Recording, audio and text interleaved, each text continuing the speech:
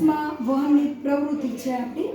ઉષ્મા વહન એટલે શું? તો કે ઘન પદાર્થ. ઘન પદાર્થ એટલે આપણે આ શું લીધી છે? સ્કેલ. સ્કેલની અંદર આપણે આ શું લીધેલી છે? ખીલી આપણે ચોપડી છે. હવે મીણબત્તીને આપણે એકદમ અહીંયા નજીકથી અહીંયા ગરમ કરશું તો પેલી મીણબત્તી કઈ પડશે? કઈ પડશે? પેલી પડશે. બરાબર છે? શું કામ? બરાબર છે. એનું કારણ શું છે કે આપણે અહીંયાથી ગરમ કર્યું. બરાબર છે? તો અહીંયા ગરમ થયું. હવે ધીમે ધીમે આ જે ગરમી જે છે સ્કેલની એ શું થશે? વધશે એટલે ક્યાં જશે? અહીં. ખ્યાલ આવે છે?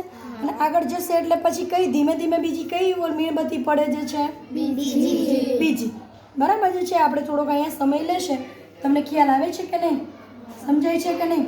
તો આપણે જોશું કે ભાઈ કઈ મીણબત્તી પડે છે.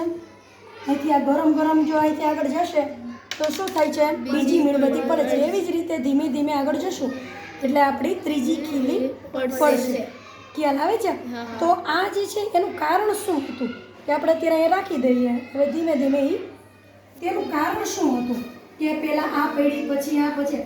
તો કોઈ પણ ઘન પદાર્થ હોય એ શું થાય છે? ક્રમશઃ શું થાય છે? ગરમ થાય છે અને ઉષ્માનું વહન કરે છે.